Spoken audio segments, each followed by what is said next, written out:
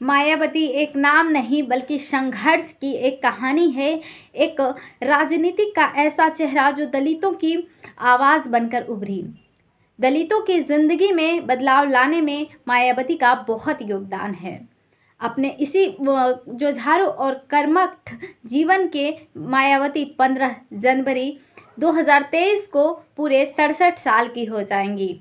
नमस्कार मित्रों, मैं संगीता जी दमन आप सभी का एक बार फिर हार्दिक स्वागत करती हूं अपने चैनल संगीता जी दमन में। आज कहानी एक ऐसी लड़की की है जो महज 21 साल की उम्र में दिल्ली के एक आयोजन में एक मंच पर चढ़ी और उस वक्त के सबसे बड़े राजनीतिक हीरो की धज्जियां उड़ाकर वापस लौटी। कहानी एक ऐसी लड़की की जो लगातार 3 लोकसभा चुनाव हारी और उसके बावजूद अपने मिशन से टिकी नहीं। कहानी एक ऐसी लड़की की जो आज़ाद भारत की सबसे ताकतवर दलित नेता बनी। ये मायावती की राजनीतिक जीवन की शुरुआत की कहानी है। पहला किस्सा सितंबर 1977 की एक शाम।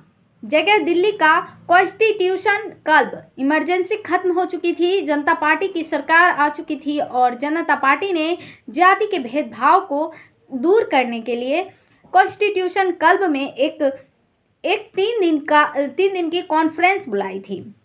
इस कॉन्फ्रेंस का स्टार अट्रैक्शन थे जैक किलर, उस वक्त के सबसे बड़े राजनीति हीरो राजनारायण, जो कि 1971 में रायबरेली में से इंदिरा गांधी के खिलाफ चुनाव लड़े थे और उन्हीं की रीट के चलते इलाहाबाद के हाई कोर्ट ने इंदिरा गांधी का निर्वाचन रद्द कर दिया था। राजनारायण, जिन्होंने 1977 में इंदिरा गांधी को उसी रायबरेली में 55,000 से भी ज़्यादा वोटों से भी हराया था।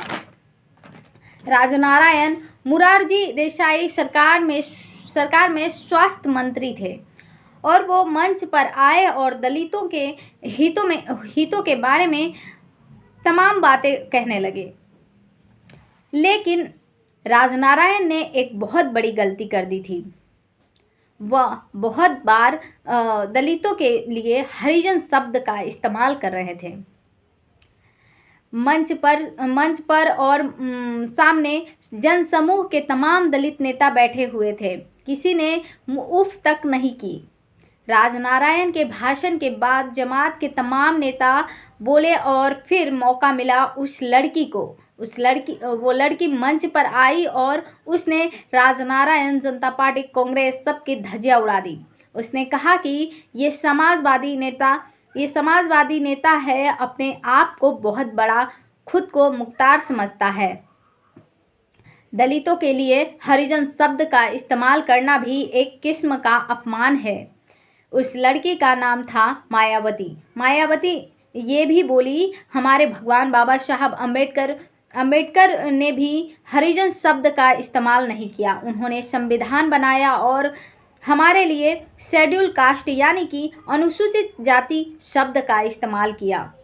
तो फिर राजनारायण की हिम्मत कैसे हुई हमारे लिए ये शब्द इस्तेमाल करने की। मायावती का ये कहना था कि सामने बैठी भीड़ में नए सिरे से जोश जाग गया और नारा लगने लगा, राजनारायण मुर्दाबाद, जनता पार्टी मुर्दाबाद।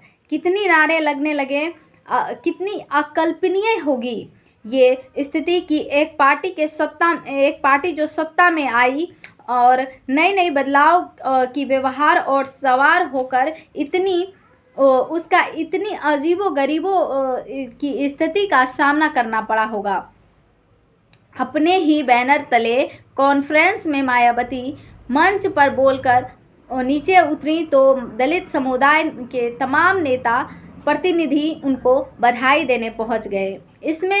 इनमें से एक संगठन था बामसेफ, काशीराम का स्थापित किया हुआ संगठन, जिसको दिल्ली में जड़ें जमाए सिर्फ 1 साल हुआ था। उसके नेताओं की मायावती पर नज़र चमकी और खबर काशीराम तक पहुंची।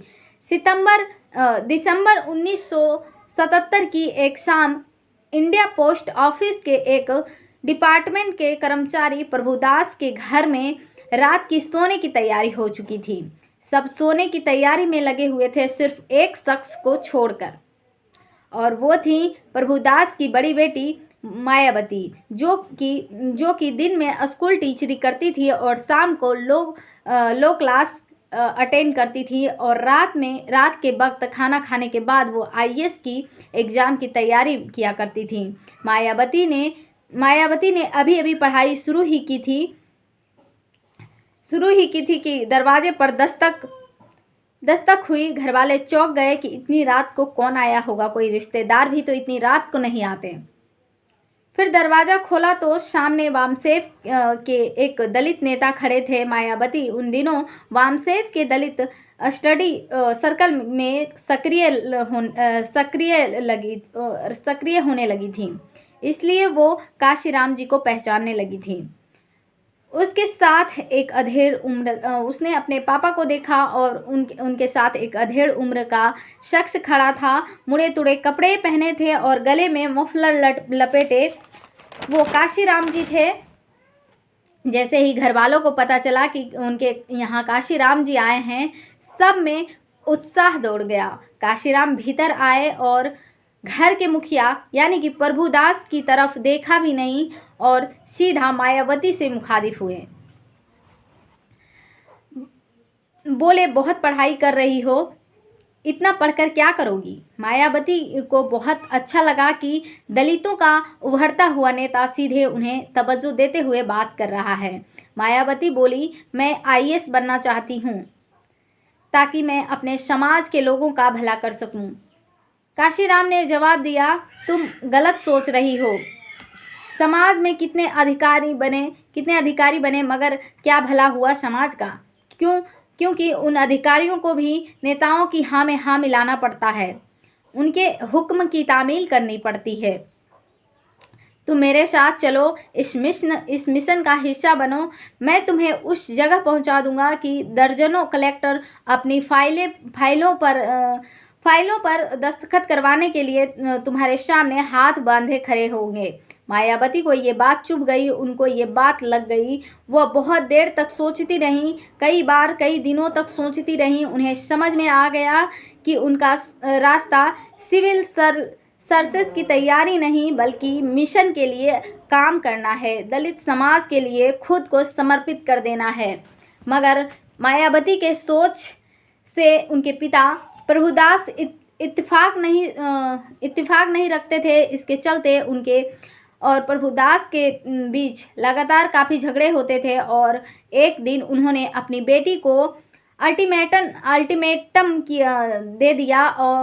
दे दिया और कहा कि या तो तुम काशीराम को और मिशन का साथ छोड़ो और आईएएस की एग्ज़ाम की तैयारी करो, वरना मेरा घर छोड़ दो। मायावती को इस दिन का अंदेशा था, इसलिए वो अपनी टीचरी की नौकरी से कुछ पैसे बचा कर रखती थी। उतेश में खड़ी हुई और बोली, तो फिर मैं ये घर छोड़ती हूँ।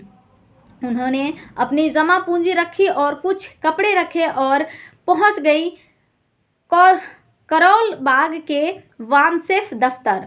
उस दिन के बाद मायावती वापस पलटकर कभी नहीं पीछे देखी और सन 1984 तक मायावती ने बतौर शिक्षिका का काम किया। काशीराम के कार्य और साहस से काफ़ी प्रभावित थी।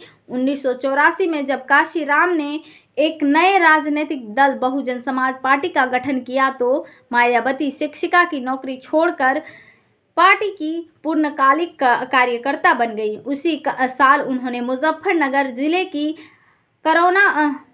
कैराना लोकसभा सीट से अपना पहला चुनाव अभियान आरंभ किया। सन 1985 और 1987 में उन्होंने लोकसभा चुनाव में कड़ी मेहनत की। आखिरकार सन 1989 में उनके दल बहुजन समाज पार्टी ने 13 सीटों पर भारी चुनाव जीता और भारी मतों से जीता। धीरे धीरे पार्टी की बैठ दलितों और पिछड़े वर्ग में बढ़ती गई और सन 1995 में वे उत्तर प्रदेश की गठबंधन सरकार में मुख्यमंत्री बनाई गई। सन 2001 में पार्टी के संस्थापक काशीराम ने मायावती को दल के अध्यक्ष के रूप में अपना उत्तराधिकारी घोषित कर दिया।